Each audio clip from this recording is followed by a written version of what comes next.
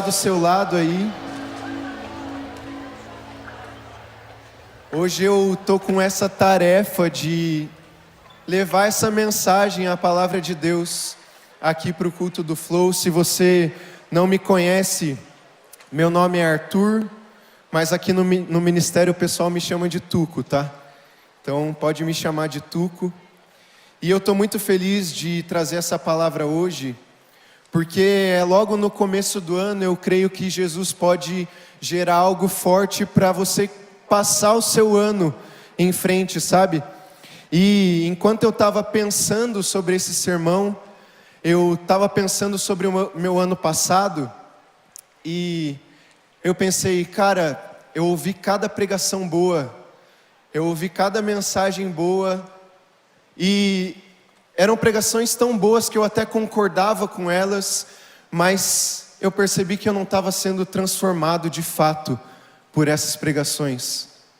E enquanto eu estava orando sobre essa mensagem, eu senti Deus falando que Ele está buscando pessoas que realmente firmem esse compromisso de busca e de transformação pelo Espírito dEle. Por isso eu queria fazer um compromisso aqui com você hoje.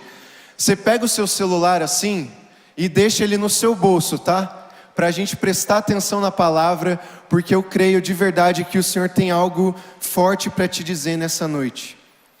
E com isso, eu gostaria que você abrisse lá em 1 Pedro, capítulo 2, versículo 4. Quem achou, diz um achei. Pouca gente ainda.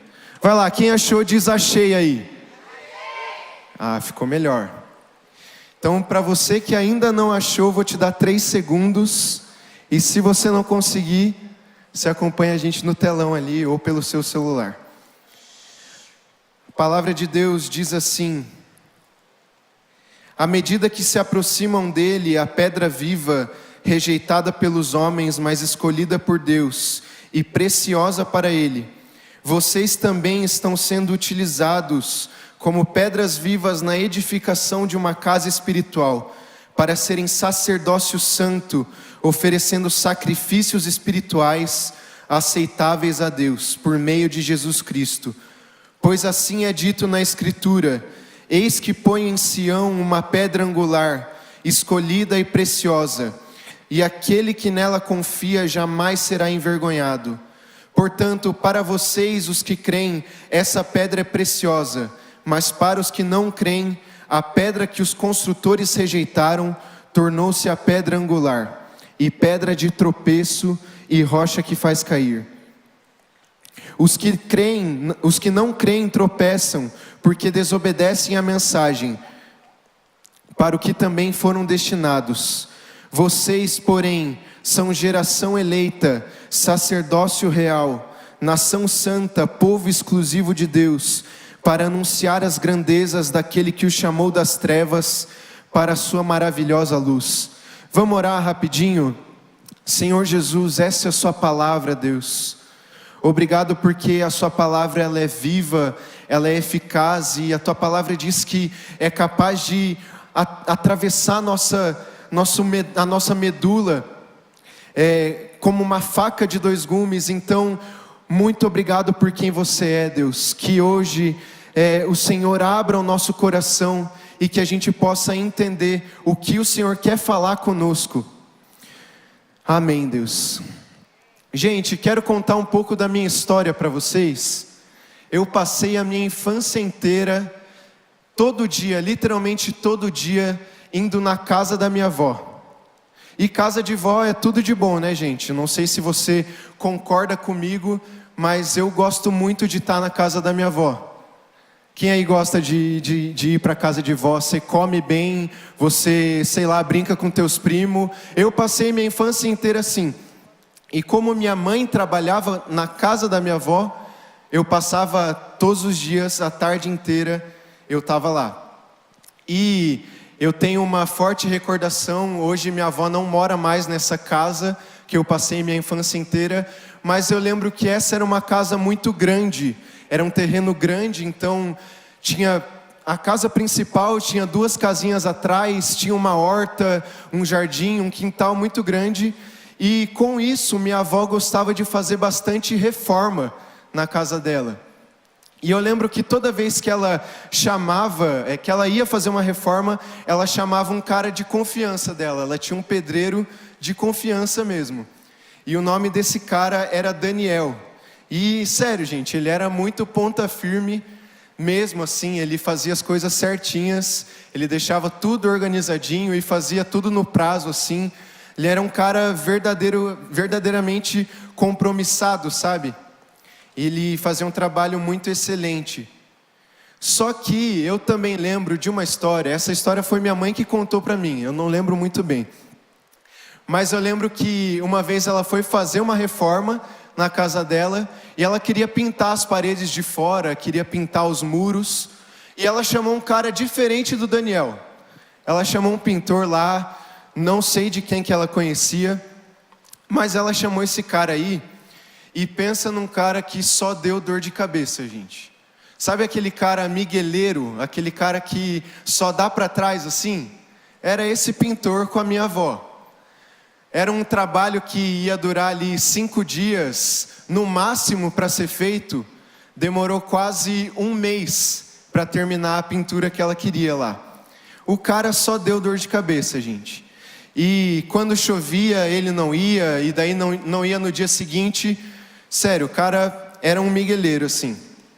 E você deve estar pensando agora no seu lugar, o que a história da minha avó tem a ver com o texto que a gente acabou de ler aqui em 1 Pedro. E deixa eu falar para você, é que essa história que eu acabei de contar fala de um compromisso que um cara assumiu com a minha avó, e outro cara não assumiu esse compromisso. Da mesma forma, Deus exige um compromisso de nós.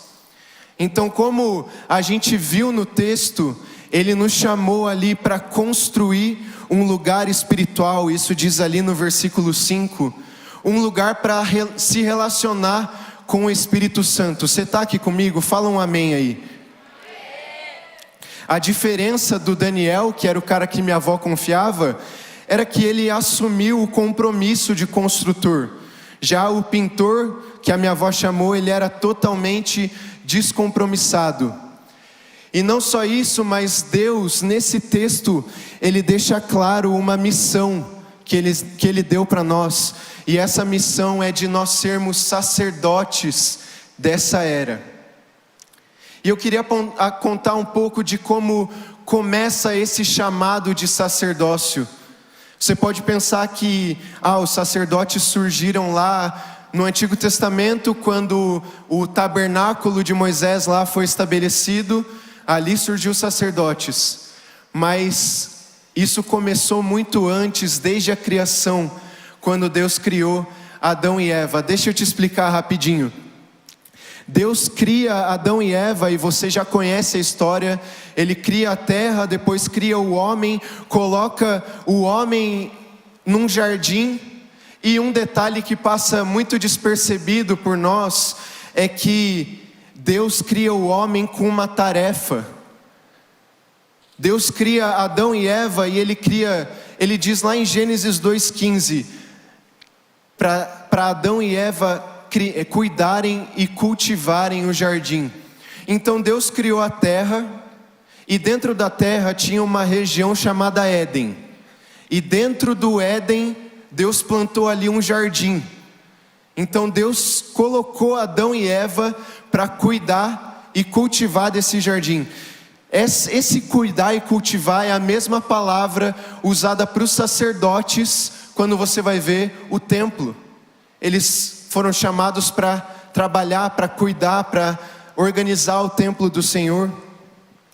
E esse cuidar e cultivar de Adão e Eva não é somente para as árvores e para as plantas, mas Deus chamou eles para cultivarem um relacionamento com Ele. O jardim do Éden, ele era um lugar cheio de vida, cheio da presença de Deus, e Deus criou Adão e Eva principalmente para eles se relacionarem com Deus. Então Adão e Eva foram os primeiros a fazer esse trabalho de sacerdotes desde a criação. Mas continuando a história, a gente sabe que Adão e Eva pecaram, e esse compromisso que eles tinham feito com o Senhor foi quebrado.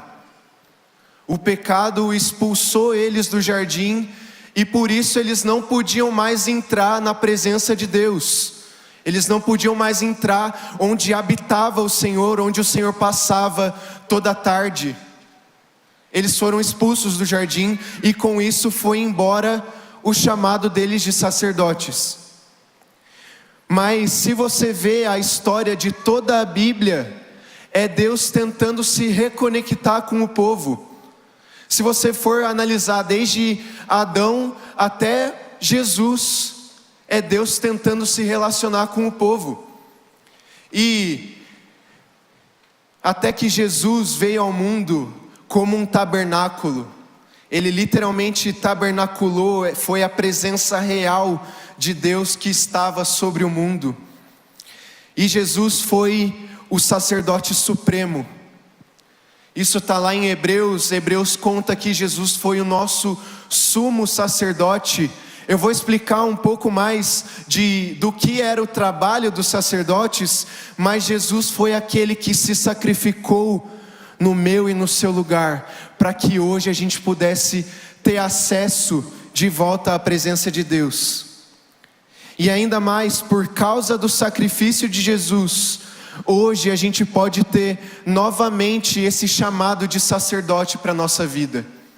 Então, com isso, se você está anotando essa pregação, o título dessa mensagem é: Deus está te chamando para ser um sacerdote. Acho que ficou bem claro aqui, com todo esse contexto, de que esse é um chamado universal para todos os crentes. E o primeiro ponto dessa mensagem é que Deus procura um lugar para morar. Deus procura um lugar para morar. E eu queria reler de volta com vocês o versículo 5, e vamos repetir junto, pode ser? Vamos repetir o versículo 5, vamos lá. Vocês também, vai lá, vamos repetir. Vocês também estão sendo utilizados como pedras vivas na edificação de uma casa espiritual. Amém. Eu queria ler um texto em paralelo aí com vocês, lá em Efésios 2,19, você não precisa abrir, mas eu vou ler ele aqui.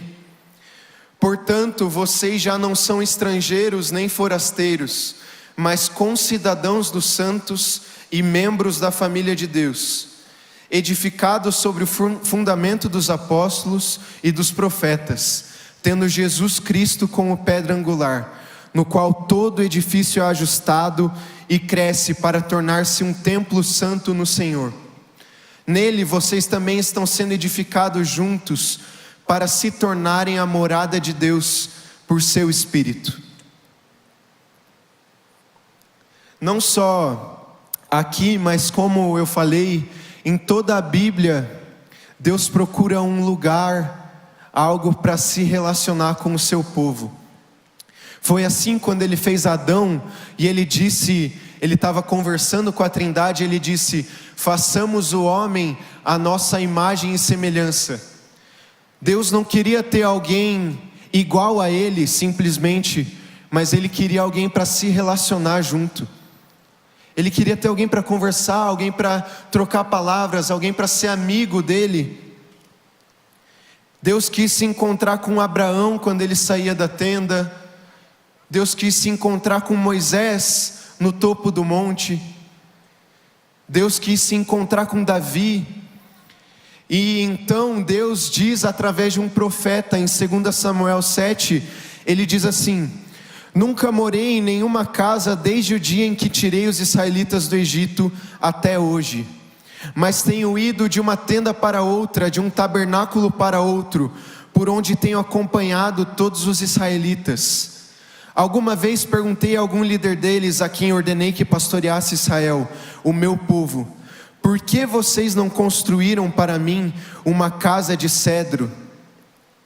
Gente, Deus sempre quis se relacionar conosco, e por meio de Jesus, hoje Ele pode habitar no nosso coração. Então, pensa como se Deus é alguém que você fosse receber na sua casa. Não sei se você recebe muita gente em casa, se você convida muita gente para passar a noite em casa, mas pensa que Deus é essa pessoa que você vai chamar para passar a noite, vai passar alguns dias ali com você, e você tem algumas opções de como deixar a sua casa para Deus, para essa pessoa que você vai chamar.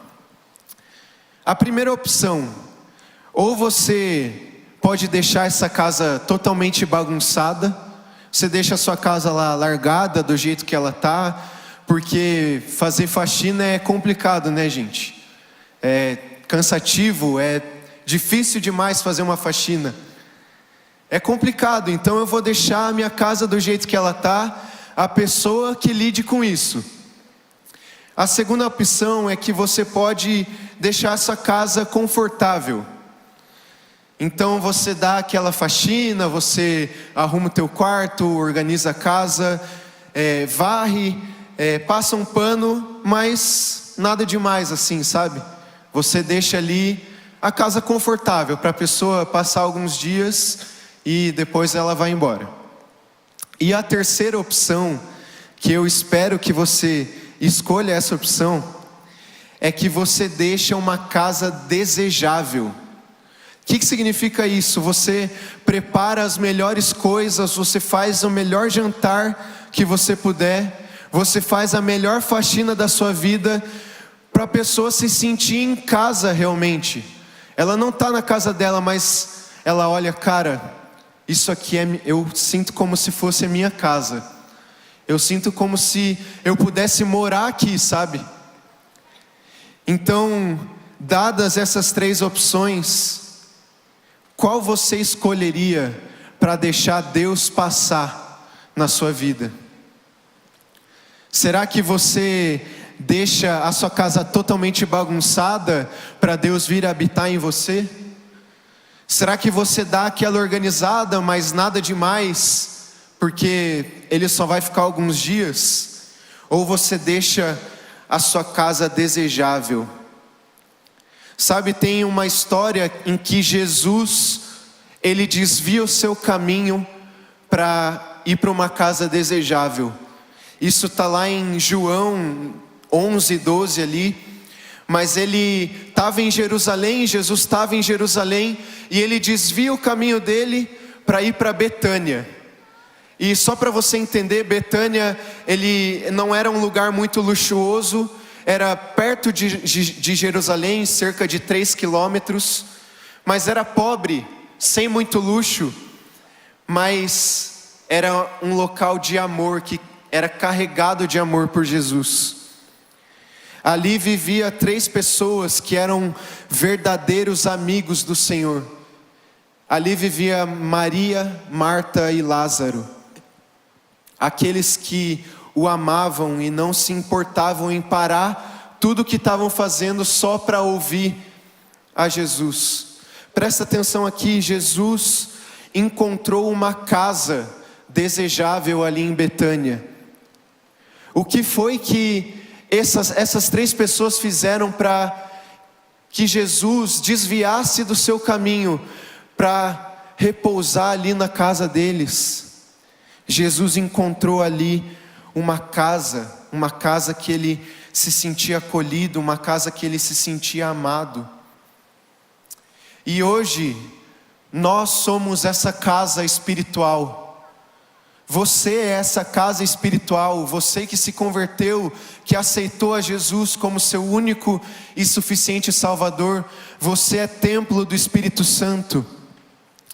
E não só um templo físico, essa igreja aqui, um prédio em si, mas nós, como um povo reunido, como crentes reunidos, nós também somos essa casa espiritual. Então, a gente volta para pensar, imagina se Deus se sentisse assim nos nossos cultos. Imagina se Deus encontrasse aqui pessoas que o amam tanto, e Ele fala: cara, aqui na PIB é uma casa desejável. Aqui na PIB é uma casa que eu sinto vontade em voltar todos os dias. Imagina se Deus olhasse para você no seu quarto e falasse: cara, como é bom estar aqui. Esse cara me ama de verdade. Eu quero estar aqui todo dia, eu quero estar com a minha presença aqui todo dia. Será que você tem deixado a sua casa desejável para Deus morar? Será que Deus encontrou um lugar para chamar de casa aqui na nossa igreja? O que nós temos feito com a casa de Deus que somos nós? E sabendo que Deus deseja um lugar para morar e habitar, você já entendeu isso? Ele está procurando essa casa. Ele nos deixou uma tarefa importantíssima, que é construir essa casa. A gente precisa construir, está falando aqui no texto. E ele deixou para nós uma vocação de sacerdote nessa terra. Vamos ler de volta, eu não sei se você fechou a sua Bíblia, mas eu vou ler de volta o versículo 9. Vocês, porém, são geração eleita, reino de sacerdotes, nação santa, povo que pertence a Deus, para anunciar as grandezas daquele que os chamou das trevas para a sua maravilhosa luz. Antigamente, gente, esse chamado de sacerdote era só para pessoas que eram escolhidas. Então não era para todo mundo, você não decidia ser um sacerdote naquela época. Antigamente você tinha que vir de uma família, você tinha que seu pai ser um sacerdote, seu avô ser um sacerdote, seu bispo ser um sacerdote, porque era uma linhagem, não era uma opção sua. Mas hoje Deus chama todos os cristãos para serem sacerdotes. E eu estou falando tanto de ser um sacerdote aqui, mas o que de fato é ser um sacerdote? E como eu falei, você provavelmente conhece ali os textos do Antigo Testamento, ali em Êxodo, quando Moisés ergue o tabernáculo, ele chama pessoas ali, Arão, a linhagem de Arão, para serem sacerdotes ali no tabernáculo. Mas qual era a função deles? Qual era a tarefa deles? Eles passavam todos os dias trabalhando, cuidando e organizando o templo. Eles eram considerados a ponte entre o céu e a terra. Então naquele tempo, você, uma pessoa comum, você não conseguia se relacionar com Deus diretamente. Esse era um papel do sacerdote, porque só ele tinha acesso à presença de Deus de fato. Eles eram essa ponte entre o céu e a terra. E se você for ler lá em Levítico, você provavelmente está no seu plano de leitura, o ano acabou de começar, você está em Gênesis, vai para Êxodo, e aí chega Levítico e dá aquela canseira, né? Porque Levítico é cansativo de ler, gente. É cansativo, mas em Levítico explica como é essa dinâmica entre como o povo deveria viver com o Senhor. E os primeiros capítulos de Levítico mostram todo o trabalho desses sacerdotes escolhidos. E quando você chega em Levítico, você provavelmente pensa que é um livro de regras, que é totalmente cansativo, é chato de ler, e você desiste e pula lá para Josué, que tem história legal. Mas não é bem assim, gente. É um dos livros mais carregados. É como se fosse um manual para se morar perto de Deus. Então os sacerdotes, eles estavam sempre oferecendo 5 tipos de sacrifício. Entre todos os trabalhos que eles tinham ali no templo, eles se organizavam para, durante o ano, eles ofertavam 5 tipos de sacrifícios. E eram eles o holocausto, a oferta de manjares, a oferta pacífica, oferta pelo pecado e oferta pela culpa. E uma coisa principal desses homens é que eles se comprometeram a trabalhar para o Senhor. Só que nos dias de hoje, a gente não tem templo e a gente não precisa oferecer esses sacrifícios como antigamente. E se esse era o trabalho do sacerdote, como que eu e você podemos exercer essa função nos dias de hoje? Se essa é a minha função, é a sua função, e eu não preciso mais oferecer sacrifício, como que eu vou ser um sacerdote? E é por isso que eu queria que a gente abrisse juntos em Romanos 12, versículo 1. Vou dar um tempinho aí para você achar. Todo mundo achou? Quem achou, diz achei. Boa. Então Romanos capítulo 12, versículo 1 diz assim: portanto, irmãos, peço pelas misericórdias de Deus, que ofereçam o corpo de vocês como sacrifício vivo, santo e agradável a Deus. Esse é o culto racional de vocês. Aqui Paulo está falando para a igreja de Roma, e só um contexto rápido dessa igreja. Ela é uma igreja que era muito grande, então tinham cristãos que eram gentios convertidos, eles foram convertidos, eles não eram judeus, mas também tinham muitos judeus convertidos naquela igreja. E Paulo escreve essa carta porque eles tinham muitos debates sobre como seguir a Jesus. Então eles debatiam sobre todas as coisas, se eles deviam guardar o sábado, se eles deviam fazer esses sacrifícios que a Bíblia aponta. Então Paulo escreve sobre os sacrifícios, que já não eram mais necessários por causa do sacrifício de Jesus por nós, mas também porque não tinha um templo para oferecer esses sacrifícios. Então Paulo passa a dizer que o nosso corpo é esse sacrifício vivo, santo e agradável a Deus. Não só isso, mas ele diz que esse é o culto racional. Esse passa a ser o nosso culto agora. Não é só uma reunião onde está todo mundo cantando, adorando ao Senhor, mas é você entregar o seu corpo para o Senhor. E só uma breve explicação: Deus, Ele nos criou para o seu prazer, gente. Como a gente estava cantando aqui, o meu prazer é cantar, é adorar ao Senhor. Meu prazer está na presença de Deus. Assim como nós cantamos isso, Deus nos criou para o prazer dEle. Ele criou você que está aí nessa cadeira e Ele disse: a minha criação é boa, eu amo esse cara que eu criei aí. E Deus, Ele não colocou uma condição para nós. Talvez você esteja ouvindo o que eu estou falando e fale: não, então eu preciso trabalhar muito mais para o Senhor, porque aí sim o Senhor vai me amar. Não é assim.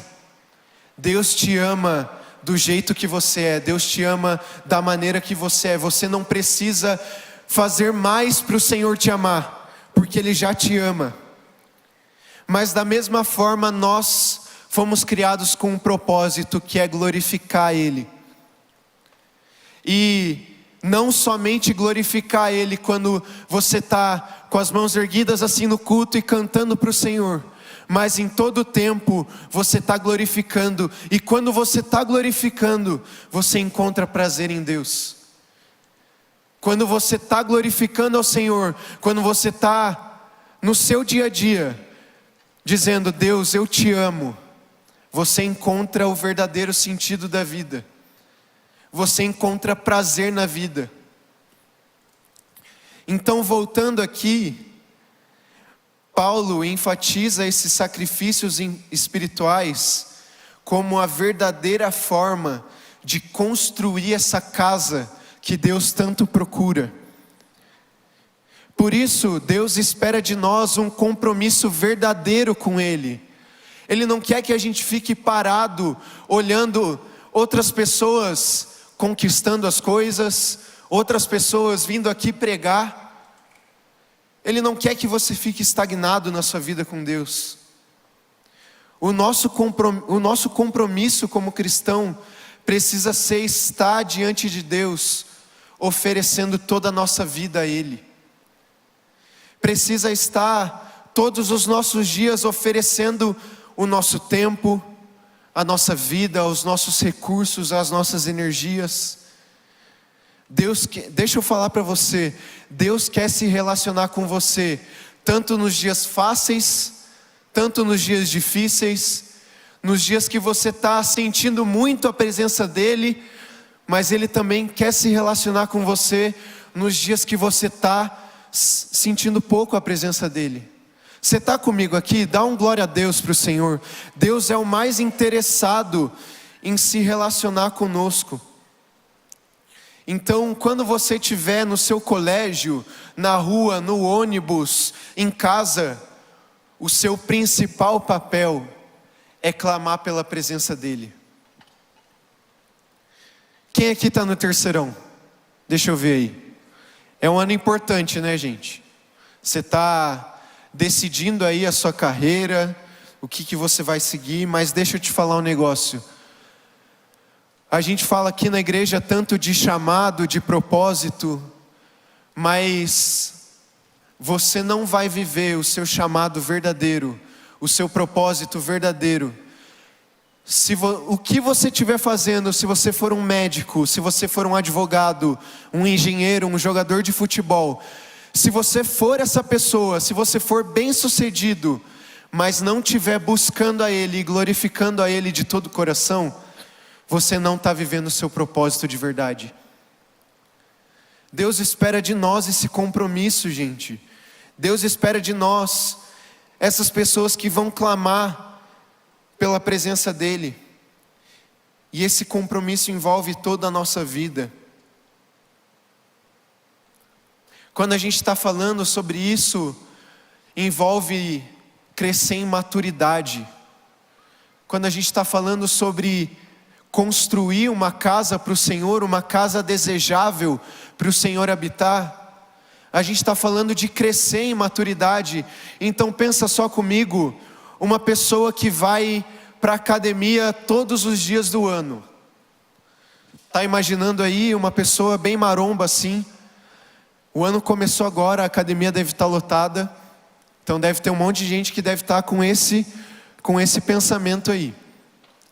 Mas tem um cara, imagina comigo esse cara, que ele decidiu treinar só braço. Todos os dias do ano ele vai treinar braço, e nenhum grupo muscular a mais. Ele vai estar lá treinando, todos os dias do ano. E quando ele vê, no final do ano, só o braço dele cresceu. Afinal, ele não treinou os outros músculos, ele não ficou forte nos outros músculos. No final do ano, o braço dele vai estar forte, mas todo o resto do corpo vai estar fraco. E eu queria comparar esse cara com o corpo de Cristo. Da mesma forma é com o corpo de Cristo. Imagina se só uma pessoa aqui decidisse buscar a Deus de todo o coração. Se essa pessoa crescesse muito com Deus e nenhuma outra decidisse crescer com Deus, o resto do corpo ia ficar fraco. A igreja ia ficar fraca.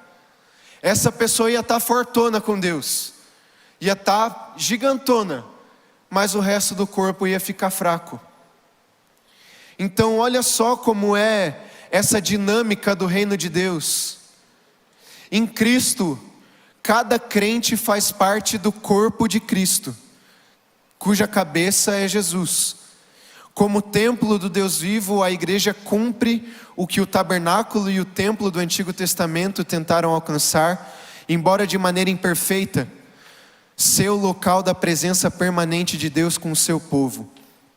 Como pedras vivas, os crentes são edificados como casa espiritual para ser sacerdócio santo, com acesso eterno à presença de Deus. E se Deus quer morar nesse lugar que Ele tem vontade de voltar todos os dias, se Deus quer morar nessa casa desejável, o nosso papel nessa dinâmica toda é tomar a nossa responsabilidade. Deus está te chamando hoje para tomar a responsabilidade de um sacerdote e arrumar a casa. Não deixar a sua casa bagunçada para o Senhor. Deus quer tanto se encontrar com você, Deus quer tanto se relacionar com você, mas muitas vezes você está na correria e deixa a sua casa bagunçada.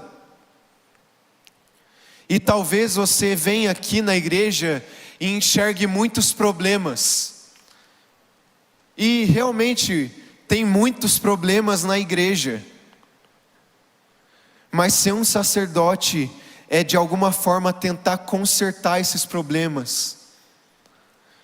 Então quando você vem aqui e o louvor está ruim, você fala, cara, eu sei que o louvor está ruim, mas eu vou adorar a Deus com todo o meu coração, porque Ele é digno da minha adoração. Se as pessoas aqui na igreja falam mal uma das outras, se tem muita fofoca aqui na igreja, você diz, não, eu não vou participar disso. Afinal, eu sou um sacerdote da presença de Deus. Eu não posso me manchar com essas coisas. Você toma essa responsabilidade. Se falta cuidado aqui na igreja, se você não se sente cuidado, você diz, não, eu quero cuidar da minha célula. Eu vou cuidar da minha célula de verdade, porque Deus é digno. E se você vem aqui e percebe que as pessoas não estão clamando pela presença de Deus como deveriam, você fala, não, eu vou clamar pela presença dEle até o fim, até Deus vir, eu vou clamar pela presença dEle. Imagina se todos nós, se cada um que está sentado aqui, está ouvindo essa palavra, se cada um que está ouvindo online essa palavra, tomar a responsabilidade de ser um sacerdote, eu tenho certeza que Deus encontraria essa casa desejável. Eu tenho certeza que Deus encontraria um lugar aqui, onde as pessoas amam a Ele, onde as pessoas buscam a Ele de coração. Deus é o maior interessado em se revelar para a gente, mas Ele está buscando pessoas que de fato busquem a Ele de todo o coração. Deus quer achar essas pessoas no nosso meio, e a sua função hoje é tomar a responsabilidade para si mesmo. O terceiro ponto dessa mensagem é que, diante de todo esse compromisso que eu falei que você tem que tomar, essa responsabilidade que eu falei que você tem que tomar, é que há uma recompensa do compromisso.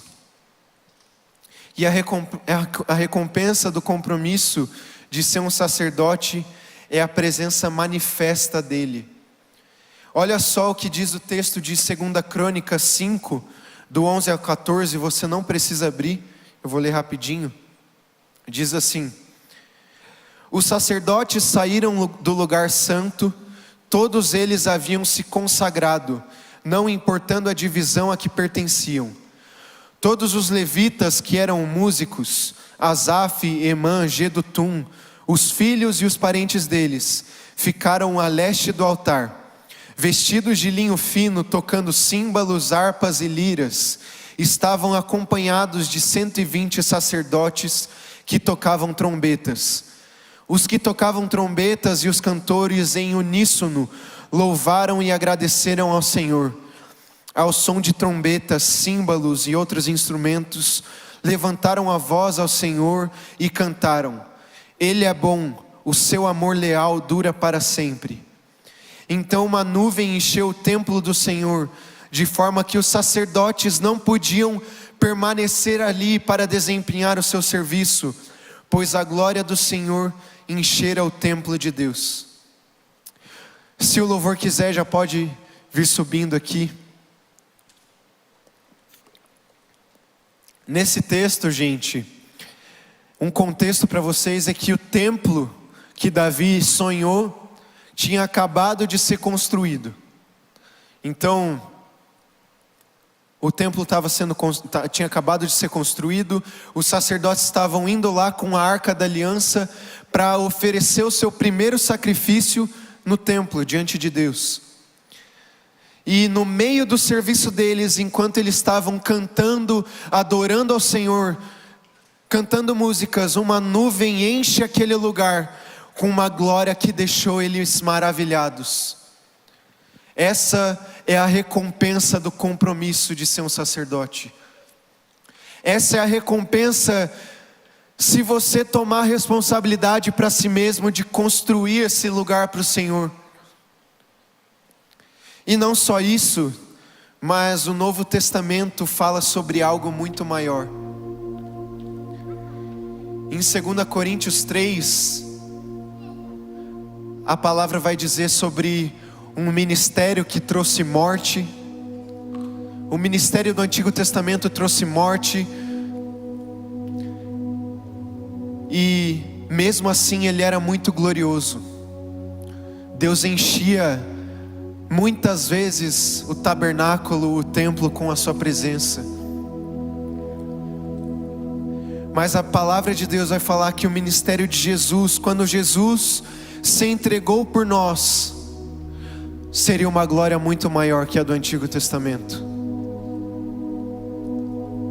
Nós ansiamos por essa glória. Se era glorioso o ministério do Antigo Testamento, dos sacerdotes do Antigo Testamento, quão glorioso será quando nós, sacerdotes, buscarmos a Ele de verdade. Sabe, essa é a nossa recompensa. Há uma promessa sobre nós de uma glória muito maior que está por vir. E eu anseio ver essa glória. Eu anseio ver a presença de Deus com os meus próprios olhos. Deus está buscando esse lugar. Deus está buscando essas pessoas em nós, cristãos maduros, que reconheçam a sua responsabilidade diante dEle, sacerdotes que oferecem esses sacrifícios espirituais.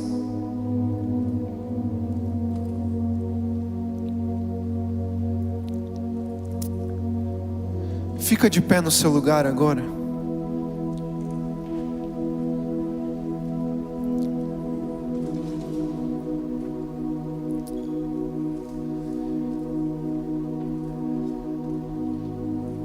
Enquanto eu estava orando por esse culto, eu senti que pessoas que estavam adormecidas na vida com Deus hoje iam acordar. Hoje elas iam reconhecer: não, eu preciso buscar a Deus com todo o meu coração. Não, hoje eu vou fazer esse compromisso com o Senhor. Será que Deus tem encontrado essa casa desejável aqui na PIB? Será que Deus tem encontrado essa casa desejável no seu coração? Será que você tem assumido a sua responsabilidade de sacerdote? Ou será que você tem reclamado demais das coisas? Você tem reclamado demais da igreja? E se hoje você quer tomar esse compromisso de sacerdote, então enquanto você ouvir essa palavra, você disse assim: eu quero ser transformado pela presença de Deus, quero ser transformado pelo Espírito Santo, eu quero buscar Ele, eu quero conhecer a Ele, eu quero me santificar, eu quero glorificar Ele com todo o meu coração. Eu quero buscar a presença dEle em todo tempo. Eu quero orar mais, eu quero adorar mais a Ele. Se você é essa pessoa, eu gostaria que você tomasse um passo de fé e viesse aqui na frente. A gente vai orar junto, a gente quer clamar pela presença de Deus. Então, se você é essa pessoa, o louvor vai tocar agora, mas você é livre para vir aqui na frente e verdadeiramente clamar: Deus, eis-me aqui. Deus, eu sou esse sacerdote que o Senhor procura. Eu quero ser essa pessoa que te busca de todo o coração. Vem aqui para frente, a gente vai orar junto.